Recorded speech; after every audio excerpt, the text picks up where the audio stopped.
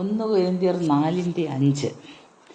ആകയാൽ കർത്താവ് വരുവോളം സമയത്തിന് മുൻപേ ഒന്നും വിധിക്കരുത്.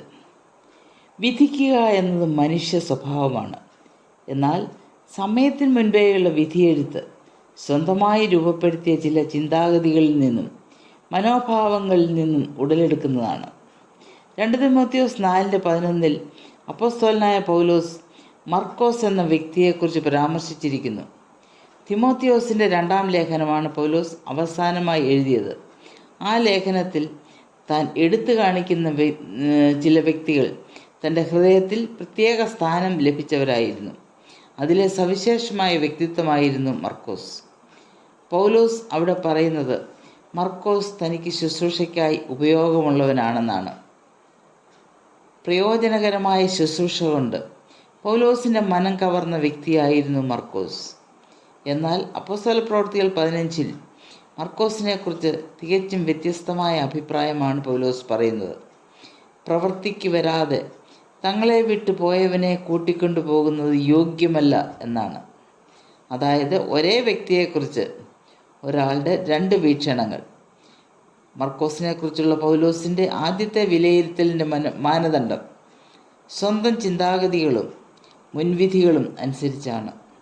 അതുപോലെ ലോകരാജാക്കന്മാരിൽ ജ്ഞാനിയായ രാജാവായിരുന്നു ശലോമോൻ. ജ്ഞാനം കൊണ്ടും സമ്പത്ത് കൊണ്ടും ദൈവം തന്നെ അനുഗ്രഹിച്ചു.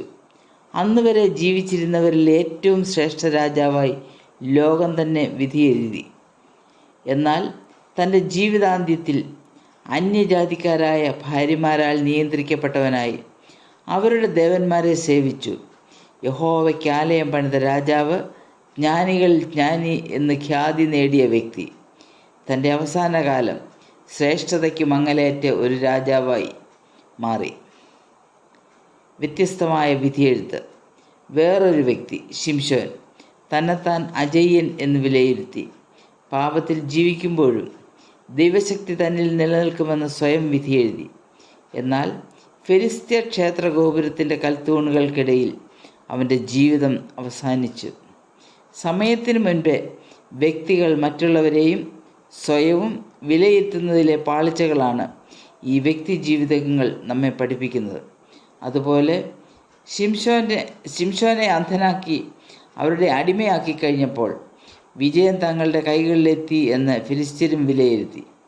സമയത്തിന് മുൻപ് അവർ വിജയാഘോഷം തുടങ്ങി. ആ ആഘോഷം അധിക സമയം നീണ്ടു നിന്നില്ല. ശിംശോനോടൊപ്പം അവരുടെ ജീവിതവും ക്ഷേത്രത്തിൻ്റെ കൽക്കൂനുകൾക്കുള്ളിൽ അവസാനിച്ചു. 4 തരത്തിലുള്ള വിധിയെഴുത്തുകൾ നാം കണ്ടു. വ്യക്തിയെയും, ലോകം ഒരു രാജാവിനെയും, വ്യക്തി തന്നെയും, ഒരു സമൂഹം തങ്ങളുടെ ആജീവനാന്ത ശത്രുവിനെയും കുറിച്ചുള്ള വിധിയെഴുത്ത്. ഈ വിധിയെഴുത്ത് എല്ലാം സമയത്തിന് മുൻപുള്ളതാണ്. ക്രിസ്തീയ ജീവിതത്തിൽ പോസിറ്റീവായോ നെഗറ്റീവായോ വിധിക്കാതിരിക്കുവാൻ നമ്മെ തന്നെ ദൈവസന്നിധിയിൽ സമർപ്പിക്കാം. കാലവും പ്രവൃത്തികളും വിധിയെഴുതട്ടെ. ഒരു വ്യക്തിയുടെ പ്രവൃത്തിയാണ് അവരെ പിന്തുടരുന്നത്. ദൈവത്തിൻ്റെ നാമം മാത്രം മഹത്വപ്പെടട്ടെ.